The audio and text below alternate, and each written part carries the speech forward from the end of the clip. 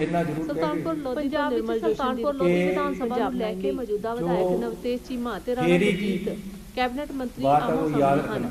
ਇਸ ਤੇ ਹੁਣ ਪੰਜਾਬ ਦੇ ਦੁਆਬੇ ਦੇ 3 ਹੋਰ ਵਿਧਾਇਕ ਨਵਤੇਜ ਚੀਮਾ ਦੇ ਨਾਲ ਤੇ ਰਾਣਾ ਗੁਰਮੀਤ ਦੇ ਨੋਮੀਨੇਸ਼ਨ ਨਹੀਂ ਭਰਨ ਦਿੱਤੇ ਜਾਣੇ। ਇਹਨਾਂ ਵਿੱਚ ਸੁਖਪਾਲ ਖਹਿਰਾ, ਬਲਵਿੰਦਰ ਧਾਰੀਵਾਲ ਹੁਣ ਨੋਮੀਨੇਸ਼ਨ ਹੈ ਤੇ ਫਿਰ ਤੇ ਇਹਨਾਂ ਨੇ ਰਾਣਾ ਗੁਰਜੀਤ ਦੇ ਵੱਖ-ਵੱਖ ਕਿਸੇ ਤਰ੍ਹਾਂ ਬੁਲਾਇਆ ਜਾਏਗਾ ਦਾ ਇਲਜ਼ਾਮ ਲਗਾ ਕੇ ਫਿਰ ਇਲੈਕਸ਼ਨ ਨਹੀਂ ਲੜ ਦਿੱਤੇ ਜਾਣਗੇ। ਗਾਂਧੀ, ਰਾਹੁਲ ਗਾਂਧੀ ਤੇ ਹਰੀਸ਼ ਚੌਧਰੀ ਸਮੇਤ ਜਿਹੜੇ ਬੰਦੇ ਆਏ ਹੋਏ ਕਿਸੇ ਤਰ੍ਹਾਂ ਕੋਈ ਸਬੂਤ ਨਹੀਂ ਮਿਲਿਆ। ਇਸ ਬਾਰੇ ਨਵਤੇਜ ਚੀਮਾ ਨੇ ਕਿਹਾ ਕਿ ਰਾਣਾ ਗੁਰਜੀਤ ਦੀ ਪਾਰਟੀ ਇਹ ਵਿਰੋਧੀ ਸਰਕਾਰ ਦੀ ਸਾਜ਼ਿਸ਼ ਹੈ ਮਜਬੂਰ ਹੋ ਕੇ ਇਸ ਤਰ੍ਹਾਂ ਦਾ ਕਦਮ ਜਿਹਦੇ ਨਾਲ ਸਾਡਾ ਇਲੈਕਸ਼ਨ ਖਰਾਬ ਕਰਨਾ ਚਾਹੁੰਦੇ, ਪੰਜਾਬੀਆਂ ਤੋਂ ਬਦਲਾ ਲੈਣਾ ਚਾਹੁੰਦੇ ਹਨ। ਉਹਨਾਂ ਨੇ ਰਾਣਾ ਗੁਰਜੀਤ ਤੇ ਪੰਜਾਬ ਦੇ ਲੋਕ ਕਾਰਵਾਈ ਕਰਨ ਲਈ ਕਿਹਾ ਹੈ। ਕਦੇ ਝੁਕਣ ਵਾਲੇ ਲੋਕ ਨਹੀਂ ਹੈ, ਨਾ ਹੀ ਕਦੇ ਝੁਕੇ ਹੈ ਤੇ ਪੰਜਾਬ ਨੇ ਹਮੇਸ਼ਾ ਕੁਰਬਾਨੀਆਂ ਦਿੱਤੀਆਂ। ਮੈਂ ਚਮਕੌਰ ਸਾਹਿਬ ਦੀ ਧਰਤੀ ਤੋਂ ਆਉਂਦਾ, ਵੱਡੇ ਸਾਹਿਬਜ਼ਾਦਿਆਂ ਦੀ ਧਰਤੀ ਹੈ। ਬਾਬਾ ਅਜੀਤ ਸਿੰਘ ਜੀ, ਬਾਬਾ ਜੁਝਾਰ ਸਿੰਘ ਦੀ ਧਰਤੀ ਹੈ। ਉੱਥੇ ਜ਼ੁਲਮ ਹੋਏ ਹੈ। ਜ਼ੁਲਮ ਦੇ ਵਿੱਚ ਵੱਡੇ ਸਾਹਿਬਜ਼ਾਦਿਆਂ ਨੇ, ਸਿੰਘਾਂ ਸ਼ਹੀਦਾਂ ਨੇ ਆਪਣੀ ਜਾਨ ਦਿੱਤੀ ਹੈ। ਉਸ ਧਰਤੀ ਤੇ ਉਹਨਾਂ ਦਾ ਖੂਨ ਡੁੱਲਿਆ ਹੈ। ਅਸੀਂ ਮੇਰੇ ਬਜ਼ੁਰਗਾਂ ਨੇ ਜਿਹੜੇ ਉਸ ਸਮੇਂ ਹੋਣਗੇ ਉਹ ਉਸ ਜ਼ੁਲਮ ਦੇ ਸਾਖੀ ਹੈ। ਅਸੀਂ ਉਹ ਜ਼ੁਲਮ ਦੇਖੇ ਹੋਏ ਹੈ। ਅਸੀਂ ਇਹਨਾਂ ਜ਼ੁਲਮਾਂ ਦੇ ਅੱਗੇ ਝੁਕਾਂਗੇ ਨਹੀਂ। ਸਾਨੂੰ ਸਿੰਘਾਂ ਸ਼ਹੀਦਾਂ ਦਾ ਆਸ਼ੀਰਵਾਦ ਹੈ, ਪੰਜਾਬ ਦੇ ਲੋਕਾਂ ਦਾ ਆਸ਼ੀਰਵਾਦ ਹੈ। ਮੈਂ ਜੇ ਪ੍ਰਧਾਨ ਮੰਤਰੀ ਦੀ ਫੇਰੀ ਦੇ ਟਾਈਮ ਲੋਕਾਂ ਦੇ ਨਾਲ ਖੜਾ ਹੋਇਆ ਤਾਂ ਜੇ ਮੇਰੇ ਤੋਂ ਬਦਲਾ ਲਿਆ ਜਾ ਰਿਹਾ ਹੈ ਤਾਂ ਅੱਜ ਪੰਜਾਬ ਦੇ ਲੋਕ ਵੀ ਮੇਰੇ ਨਾਲ ਖੜਨਗੇ। ਮੈਨੂੰ ਉਹਨਾਂ ਤੇ ਪੂਰੀ ਉਮੀਦ ਹੈ। ਮੇਰੇ ਬਾਪ ਦਾਦੇ ਹੈ, ਮੇਰੇ ਭਾਈ ਹੈ, ਮੇਰੇ ਭਾਈ ਭਤੀਜੇ ਹੈ, ਜਿਨ੍ਹਾਂ ਨੇ ਮੈਨੂੰ ਹਮੇਸ਼ਾ ਸਾਂਭਿਆ ਹੈ, ਆਜ਼ਾਦ ਵੀ ਜਿਤਾਇਆ ਹੈ। 3 ਵਾਰ ਮੈਂ ਜਿੱਤਿਆ ਹੈ, ਆਪੋਜੀਸ਼ਨ ਲੀਡਰ ਬਣਿਆ, ਮੰਤਰੀ ਬਣਿਆ। ਅਜੇ ਤੱਕ ਮੇਰੇ ਤੇ ਕੋਈ ਦਾਗ ਨਹੀਂ, ਲੇਕਿਨ ਕਿਸੇ ਤਰੀਕੇ ਦੇ ਨਾਲ ਦਾਗੀ ਕਰਕੇ ਇਹ ਇਲੈਕਸ਼ਨ ਨੂੰ ਵਿਫਲ ਕਰਨਾ ਚਾਹੁੰਦੇ। ਅਰੇ ਸਾਰੇ ਜਣੇ ਆਪਸ ਦੇ ਵਿੱਚ ਲੜੇ ਹੋਏ ਹੈ। ਤੁਸੀਂ ਇਹ ਦੇਖੋ ਕਿ ਕੇਜਰੀਵਾਲ ਜੀ ਵੀ ਮੇਰੇ ਖਿਲਾਫ ਬੋਲ ਰਹੇ। ਜਦ ਉਹਨਾਂ ਦਾ ਭਾਣਜਾ ਚੱਕਿਆ ਸੀ, ਜਦ ਕਹਿੰਦੇ ਸੀ ਬੰਡਾਟਾ, ਹੁਣ ਸਾਡੇ ਘਰ ਲੱਗਿਆ ਤਾਂ ਬੰਡਾਟਾ ਨਹੀਂ। ਮੈਂ ਕਹਿੰਦਾ ਜਿਹੜਾ ਬੰਦਾ ਪਰਚੇ ਵਿੱਚ ਨਹੀਂ ਹੈ, ਤੁਸੀਂ ਉਸ ਨੂੰ ਚੱਕ ਲਿਆ, ਉਸ ਨੂੰ ਇੰਟਰੋਗੇਟ ਕਰ ਰਹੇ ਹੋ, ਬਾਕੀ ਸਾਰਾ ਕੁਝ ਤੁਸੀਂ ਉਹਦੇ ਤੇ ਪਾ ਰਹੇ ਹੋ। ਮੈਂ ਕਹਿੰਦਾ ਠੀਕ ਹੈ, ਜੇ ਉਹ ਗਲਤ ਹੈ ਫਾਂਸੀ ਟੰਗੋ, ਪਰ ਮੈਨੂੰ ਫਸਾਉਣ ਦੀ ਕੋਸ਼ਿਸ਼ ਕਿਉਂ? ਮੈਨੂੰ ਕਾਹਦੇ ਵਾਸਤੇ ਕਹਿ ਕੇ ਗਏ ਹੋ ਕਿ ਜੀ ਨੋਮੀਨੇਸ਼ਨ ਨਹੀਂ ਕਰਨ ਦੇਵਾਂਗੇ, ਇਲੈਕਸ਼ਨ ਨਹੀਂ ਲੜਨ ਦੇਵਾਂਗੇ, ਕਿ ਜੀ ਇਲੈਕਸ਼ਨ ਸਿਰੇ ਨਹੀਂ ਲੱਗਣ ਦੇਵਾਂਗੇ। ਇਹ ਕਿਹੜੀ ਗੇਮ ਹੈ? ਪੰਜਾਬ ਦੇ ਲੋਕ ਕਿਸ ਤਰ੍ਹਾਂ ਬਰਦਾਸ਼ਤ ਕਰਨਗੇ? ਕਿੰਨੇ ਸਾਡੇ ਮੰਤਰੀਆਂ ਨੂੰ ਇਸ ਤਰ੍ਹਾਂ ਦੀਆਂ ਧਮਕੀਆਂ ਆ ਰਹੀਆਂ।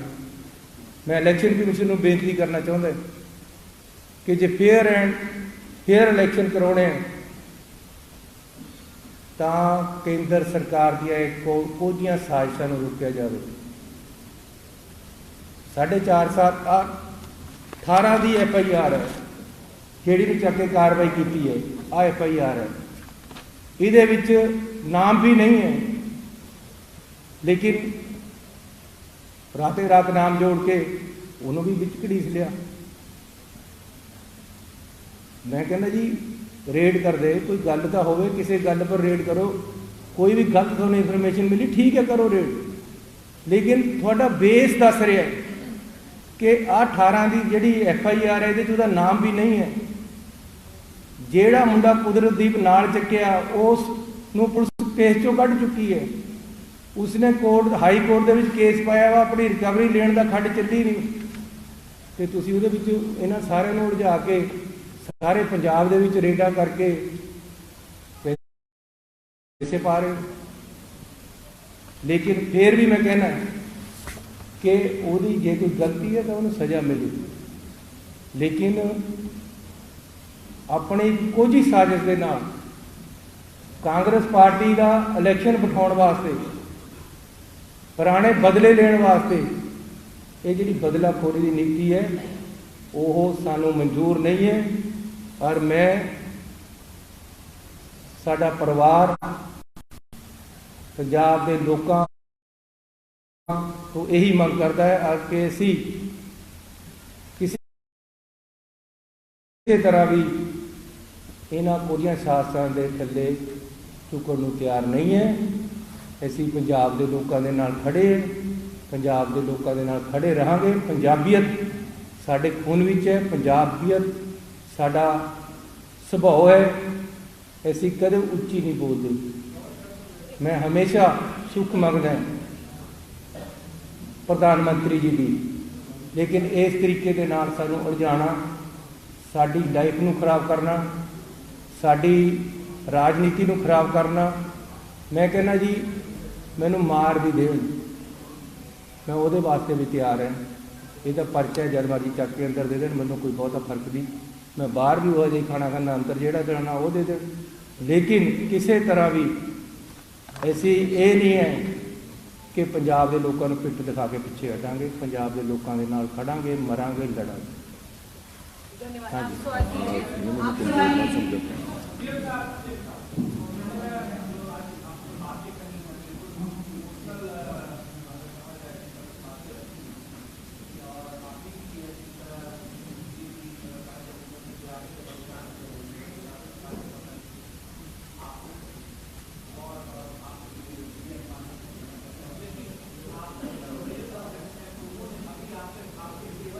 यार मेरी गल करो, मेरी गल करो।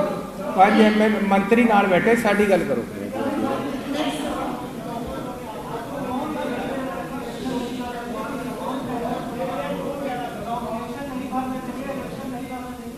ये सारा कुछ कहा गया है इंटेरोगेशन वालों के ने। मुझे यही खबर मिली है कि उन्होंने सबसे पहले भी यहीं से बात शुरू की और ख़त्म भी यही करके गए कि किसी तरह भी ना इलेक्शन लड़ने देंगे किसी को। खाली मैं नहीं हूँ, कितने मंत्रियों को दबाया जा रहा है, कितने मंत्रियों के पीछे पड़े हुए हैं। पंजाब में हर कोशिश की जा रही है कांग्रेस का इलेक्शन विफल करने की। मेरी बात सुनो, आज तक बीजेपी में कोई आम आदमी से गया? हमारे आदमियों को बाजू मरोड़ मरोड़ कर लाया जा रहा है ताकि आम आदमी जीते पंजाब में। ये मोदी की सोच है, ये बीजेपी की सोच है। आप देखो, आम आदमी को कोई कुछ नहीं कह रहा। पार्टी केजरीवाल जी का समझौता है, कोई कुछ नहीं कह रहा। पंजाब में खुलेआम इलेक्शन हो रहा है उनके लिए, हमारे लिए नहीं। हमें हर तरह से दबाने की कोशिश है।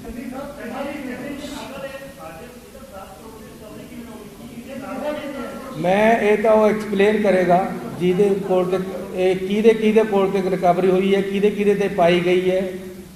10 जगह रेड हुई है, नाम एक बंदे का ही चलिया है। ये तो और एक्सप्लेन करेगा। मैनू इन्हां गल्लां दा, क्योंकि सानू तो अजे तक मिलिया ही नहीं। सानू ये नहीं पता वो है कित्थे अजे तक, सानू ये भी नहीं पता अजे तक है कित्थे।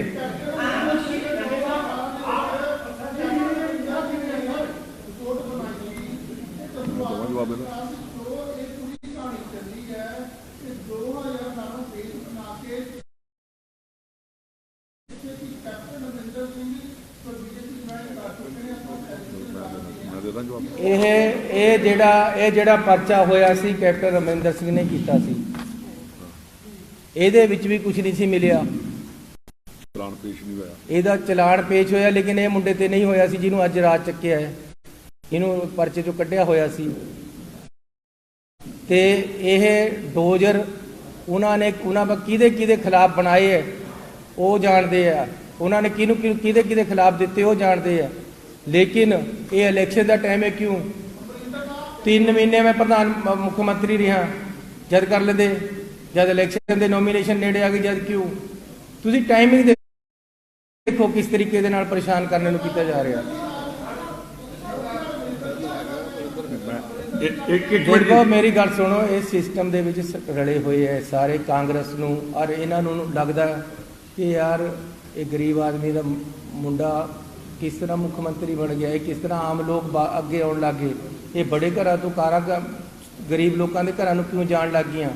असली तकलीफ ये है, और इस तकलीफ नूं वो नहीं चाहते कि कोई भी मिडिल क्लास का कोई भी गरीब बंदा अगे आ जाए।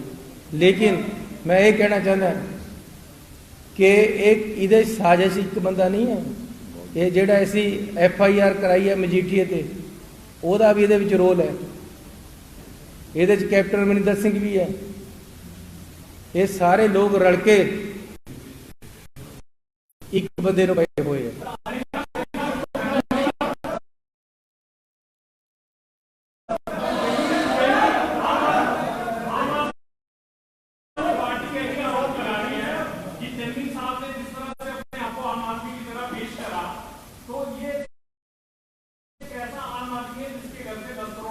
मेरे घर से नहीं मिला भैया, सुन लो, मेरे घर से नहीं। आप मेरे घर से क्यों कह रहे हो?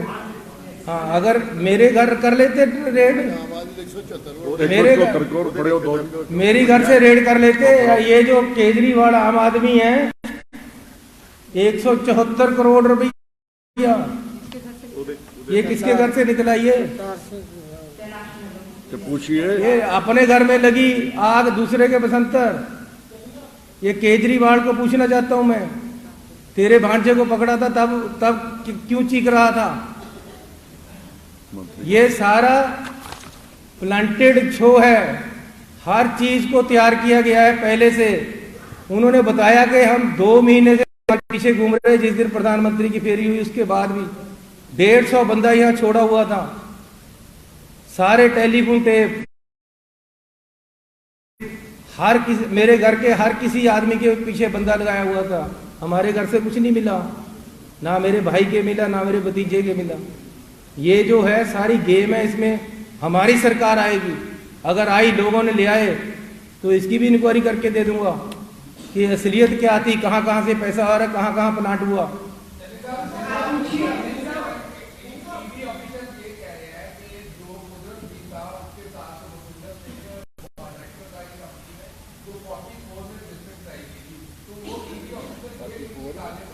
में अरे मेरी बात सुनो, इमिग्रेशन की उसमें वो पार्टनर बाद में बना। ये पर्चा 18 का है, तो पर्चे में तो उसका नाम ही नहीं है। पर्चे को बेस बनाकर उठाया है, पर्चे में उसका नाम नहीं है। कुदरतदीप सिंह के साथ सामने बात आ जाएगी। हम लिखेंगे, अभी तो बात उन्होंने शुरू की है।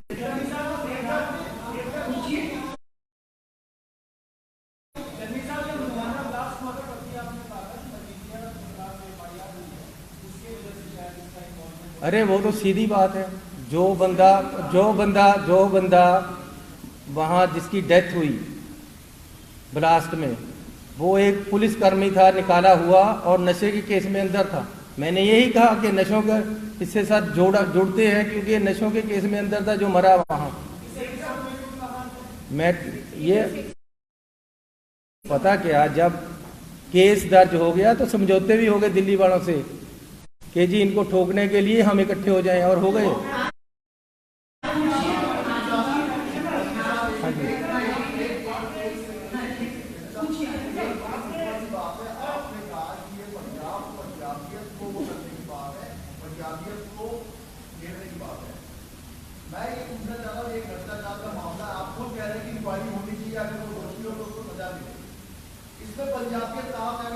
अरे भैया, इसका बेस सुनो क्या है। बेस ये है कि प्रधानमंत्री जी की फेरी हुई, उनको वापस जाना पड़ा, उसका बदला और उसका खमियाजा मैं भुगत रहा हूँ।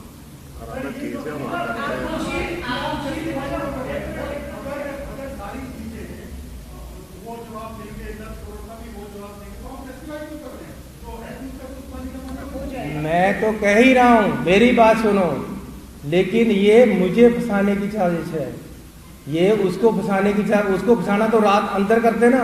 अगर उसके पास पैसा बढ़, मेरे तक बात नहीं पहुंची तो कुछ नहीं किया। हाँ जी, बाजवा साहब